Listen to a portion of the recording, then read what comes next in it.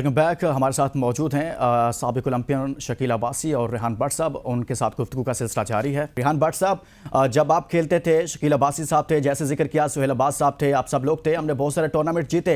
हमारी हॉकी में एक जान थी, एक उम्मीद थी। हम मैचेस जीतते भी थे, हारते भी थे, लेकिन लड़ते हुए हारते थे। नजर आता था पाकिस्तान हॉकी खेल रही है। लेकिन अब तो ऐसा है, हम मुकाबला जीतना तो दूर की बात है, मुकाबला ही नहीं कर पाते। 6-6 गोल होते हैं। ये कहां पर लाकर खड़ा कर दिया पाकिस्तान हॉकी को, और किसने खड़ा किया है? देखें, सबसे पहले लुकमान के शकील अब्बासी को अस्सलाम वालेकुम। बड़ी देर बाद इसकी मेरी बात हुई है क्योंकि ये भी स्क्रीन से एकदम आउट हो गया था। और दूसरी बात ये है कि जो आप बात कर रहे हैं कि जो हमारा बैच था, रेहान भट्ट, शकील अब्बासी, सुहेल अब्बास, वसीम, सलमान अकबर, जी। अदनान मकसूद, मीन्स के सकलैन, ये ऐसे प्लेयर्स थे कि जो अगर आप कहें तो आज भी लोग उनको जानते हैं और उनको पहचानते हैं। बट जहां पे आपने ये बात की कि यहाँ पे लाके खड़ा करने वाला कौन है, लुकमान साहब, मैं थोड़ा सा आपकी नॉलेज में इजाफा करूं जी। कि हम तीसरे ओलंपिक्स गेम से बाहर हो रहे हैं। बिल्कुल। मीन्स के 12 साल हम लोग जो हैं वो क्या करते रहे हैं, और इस 12 साल में 3 दफा अगर हम बाहर हुए हैं ओलंपिक से, तो उन तीनों ओलंपिक्स गेम की क्वालिफाइंग राउंड की तैयारी में कौन मुलविस था? उसके बाद उन तीनों ओलंपिक गेम्स के अंदर कौन ऐसे लोग थे जो पाकिस्तान हॉकी फेडरेशन में बैठे हुए थे? ये वो ही एक जो शकील अब्बासी ने बात की है कि 2008 से लेके आज 2024 है।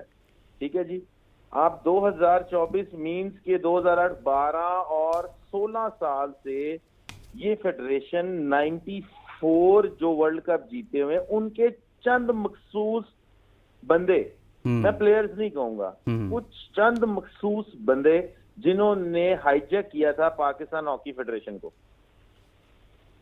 क्या ये 4 या 6 लोग, इनको कोई अल्हाम होता है या इनको कोई अमेरिका फैसिलिटेट करता है कि इनके दिमाग में कोई कंप्यूटर फिट कर दिया गया है कि 16 साल में पाकिस्तान टीम 3 ओलंपिक्स गेम में क्वालिफाई नहीं कर सकी, लेकिन रहना इन्होंने ही है? इसकी वजह मुझे आप बताएं, ये क्यों रहते हैं? अब उन चंद मखसूस बंदों में अगर आप बात करें तो मैं खुल के नाम आपको बताता हूँ। शकील अब्बासी ने एक बंदे का नाम तो ले लिया, बाकी मैं आपको बताता हूँ। उसमें राना मुजाहिद है, उसमें अंजुम सईद है, उसमें अगर आप बात करें ख्वाजा जुनैद साहब हैं। उसके बाद मैं आपको सिंपल सी बात कहता हूँ कि 3 ओलंपिक गेम्स में टीम बाहर हुई, तीनों के जो क्वालिफाइंग राउंड के कोच थे वो ख्वाजा जुनैद साहब थे। आज राना मशहूद के साथ हॉकी ठीक करने के लिए ख्वाजा जुनैद साहब बैठे हुए। ओ भाई मेरे, कोई पिछली हिस्ट्री उठा के देख लो, अगर हॉकी को ठीक करना है। ये आइंस्टाइन नहीं है, ये वो लोग नहीं है कि जिनको 16 साल, मैं कहता हूँ मुझे और शकील अब्बासी को आप ना सिर्फ 5 साल दे दें।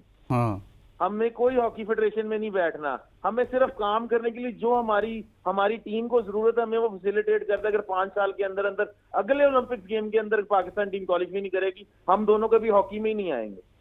ओ भाई, ये रॉकेट साइंस नहीं है। यहाँ पे एक ये बड़ी प्रॉब्लम है कि आपका सियासतदान के साथ तल्लक होगा तो आप इस पाकिस्तान हॉकी फेडरेशन के अंदर आ सकते हैं, प्लेयर होते हुए आप आ ही नहीं सकते। तो यार भाई, ये अगर कोई सियासतदान कोई मुल्क को ठीक करना चाहता है या हॉकी फेडरेशन को ठीक करना चाहता है, तो ये सख्त हकीकत, ये तलख बातें जो मैं आज बोल रहा हूँ आपको, ये अगर कोई ठीक करना चाहता है तो भाई खुदारा, अगर कोई सियासतदान किसी हॉकी प्लेयर का वाकिफ है या वो ये इन्हीं टोले का, ये 4-5 सर, फैन की दूर की बात है, जिम्मेदारी है हुकूमत की, जिम्मेदारी है प्राइम मिनिस्टर की, जिम्मेदारी है हमारी विफाकी गवर्नमेंट की। फैन होना दूर की बात है। हम इनसे सवाल करेंगे क्यों पाकिस्तान हॉकी यहाँ पर पहुंची, इसीलिए हमने आपको दावत दी कि आप बात करें कि कौन जिम्मेदार है, निशानदेही करें, पता चलना चाहिए। सर, मैंने आपको बताया कि आप ये सिर्फ इनसे ये पूछ लेना कि ये जो आज भी हॉकी फेडरेशन के अंदर बैठे हुए हैं, राना मुजाहिद साहब हैं, उसके बाद अंजुम सईद साहब बैठे हुए हैं, फिर ख्वाजा जुनैद साहब उधर बैठे हुए हैं, राना मशहूद साहब गवर्नमेंट के अंदर, तो इनके जरा पीछे हिस्ट्री उठा के, कैरियर उठा के तो देखिए जरा कि इन्होंने किया क्या पाकिस्तान हॉकी के साथ। आप कोई क्रेडिबिलिटी ही नहीं है। मैं आपको अभी, मुझे एक फोन आता है कि वो कहते हैं कि हम टैलेंट हंट स्कीम करने लगे हैं। पिछला टैलेंट हंट अभी 1 साल पहले टैलेंट हंट शहबाज शरीफ साहब ने करवाया है, उसमें मैं गिलगित बल्तिस्तान का ब्रांड एम्बेसडर था। ये करोड़ों रुपया लग गया, 25 करोड़ लग गया, वो पिछले साल का टैलेंट हंट किधर है? मुझे तो अभी तक एक लड़का नजर नहीं आया। ये सब खाने के तरीके हैं भाईजान। अब नया तरीका फिर टैलेंट हंट का स्टार्ट हो रहा है। ओ भाई ना करो ये टैलेंट हंट। अगर आपने हॉकी को सीधा करना है तो प्राइम मिनिस्टर यूथ एकेडमी बना दो, 30 लड़कों की हॉकी की पूरे पाकिस्तान से। वो कम पैसे भी लगेंगे और 1 साल के अंदर आपको लड़के भी मिल जाएंगे।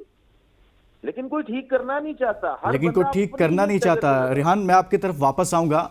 शकील अब्बासी साहब, ये जो मामला है, जिस तरह से आपने भी बात की, पहले आपने कहा कि सहूलियात का मसला है, ये बात बार बार आवाज़ उठती है और हम भी खुद इस चीज़ का एतराफ़ करते हैं कि जो बाकी प्लेयर्स को, जैसे हमारे क्रिकेट को प्रमोट किया जाता है, चीज़ें होती हैं, इस तरह से हॉकी को नहीं किया जाता, प्लेयर्स के फाइनेंशियल इश्यूज़ होते हैं, ये तमाम तर चीज़ें होती हैं। लेकिन इसके बावजूद हमने देखा जब आप लोग भी खेलते थे, सब लोग, उस वक्त भी कोई आइडियल सूरत हाल नहीं होती थी, लेकिन परफॉर्मेंस ज़बरदस्त आती थी। सवाल मेरा यह है कि क्या लड़कों में पोटेंशियल नहीं है, कोचिंग स्टाफ अच्छा नहीं है, म्यारी सहूलियात का जो फुकदान है वो हावी हो चुका है इतना बड़ा कि तमाम तर चीज़ें दब के रह गई हैं? देखें, ये रेहान ने बात की है, नाम सारे लिए रेहान ने, बिल्कुल यही टोला है। इसमें एक शहबाज सीनियर को भी आप साथ मिला सकते हैं।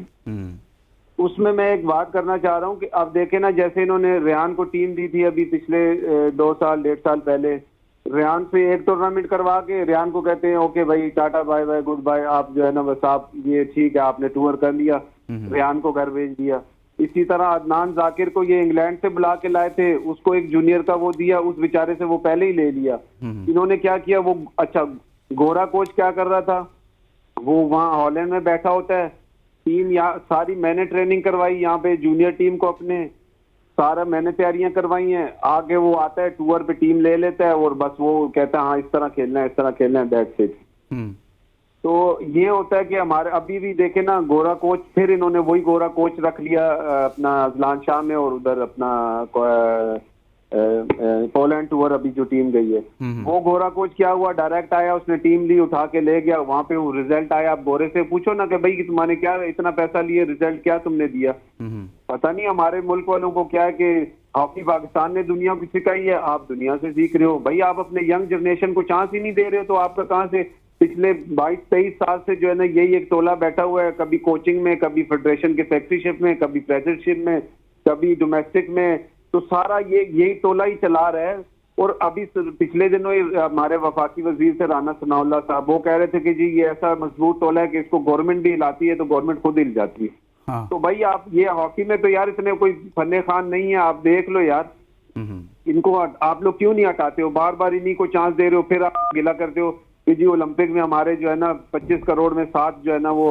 भाई आप लोग जब ये इनसे हिसाब किताब नहीं लोगे, इसी तरह आप डील दोगे और जो है ना वो अपने यंग जनरेशन के जो आपके लड़के जो करंट हॉकी खेले भी हैं और समझते भी हैं, ये रेहान ने बिल्कुल सही कहा है कि अगर ये हमें टीम दे देते हैं 5 साल बाद, हमसे रिजल्ट दे ना, हम तो तायात छोड़ने के लिए तैयार है अगर हम रिजल्ट ना दे। हमें तो ये शौक ही नहीं है कि हम आके जो है ना वो बेगैरतों की तरह बैठ जाएं, हमें गालियां भी पड़े, हम जलील भी हों और फिर भी हम बैठे रहें। तो आपने ये जो आया है, आपकी यंग जनरेशन है जो यंग हॉकी जो मतलब करंट हॉकी को समझती भी है, वो जो खेली भी है, अगर उनको आप घर में ही बिठा देंगे और आप फिर वही, अभी मैं उस दिन देख रहा था एक प्रोग्राम चल रहा था एक टेलीविजन पे, वो सारे वही अनासिर बैठे हुए थे उस प्रोग्राम में हॉकी की बेहतरी करने के लिए जिन्होंने बेड़ा गर्क किया हॉकी का पिछले 20-22 साल में। तो आप मुझे आप बताएं कि अगर आप उन्हीं से फिर उम्मीद लगा के बैठे हैं तो फिर आप अहमको की जन्नत में रहते हैं, फिर आप लगाते रहे उन्हीं से उम्मीद और फिर आप जो है ना ये रोते रहे कि जी आज हमारी हॉकी कहाँ खड़ी है। हॉकी इससे भी, अब मैं आपको बताऊं, पाकिस्तान प्लेयर, अभी मेरे पास टीम थी, पाकिस्तान का लड़का कोई पाकिस्तान के लिए खेलना ही नहीं चाहता, वो अपनी सिर्फ सीवी बना रहे हैं बच्चे कि हमें यूरोप में कहीं लीग मिल जाए, हमें भिजवा दो। अभी 5-6 लड़कों को जो है ना वो मेरे से राब्ते में 2 का मैंने कॉन्ट्रैक्ट करवाया, उन बेचारों के पास या ना जॉब है ना उनको कोई फैसिलिटीज मिलती है। अभी वो एक अच्छा प्रोग्रेस दे के आए हैं, लेकिन वो क्या है, अच्छा फंड का रोना वो भाई जो फंड आप लोगों को मिलता है वो कहाँ जाता है? हाँ। अभी जी वजीर आजम जी हमें फंड दीजिए, हमारे पास फंड नहीं है, फलाना नहीं है, फलाना नहीं है। वो भाई फंड तो पहले भी नहीं होता था, हम प्रोग्रेस देते थे, हमें जो है ना वो हम पाकिस्तान जज्बे के तहत खेलते थे, हम सारा कुछ करते थे।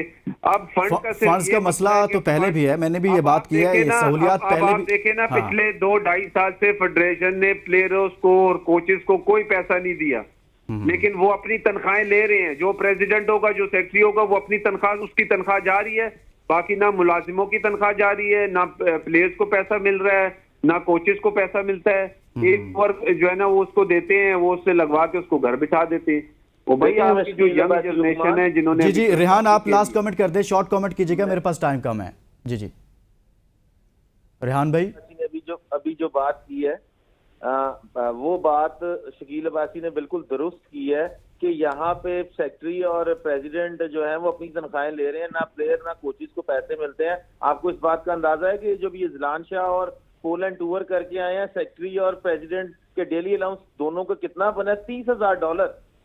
70 लाख रुपया, 1 करोड़ रुपया। जी, ये 1 करोड़ के करीब ये अपना डेली अलाउंस लेके जा रहे हैं, लेकिन प्लेयरों को नहीं सोच रहे कि प्लेयर को क्या दिया आपने। ये अपनी जेबें भर रहे हैं, अपने मामला इनके ठीक चल रहे हैं। बहुत शुक्रिया साबिक ओलंपियन हमारे साथ शकील अब्बासी साहब और भट्ट साहब हमारे साथ मौजूद रहे थे। पाकिस्तान हॉकी का और जो जवाल, आज तो जवाल ही जवाल नज़र आ रहा है, लेकिन क्या कोई दिन आएगा जिस दिन पाकिस्तान हॉकी दोबारा से अपने पाँव पर खड़ी होगी? फिर से हम देखेंगे कि कुछ नए ओलंपियन हमारे सामने हमें देखने को मिलेंगे जो अभी नज़र नहीं आ रहे। इसके साथ ही इस उम्मीद के साथ इजाज़त दीजिए कि आने वाला वक्त ज़रूर रोशन होगा, ज़रूर पुरुम्मीद होगा। अल्लाह हाफ़िज़।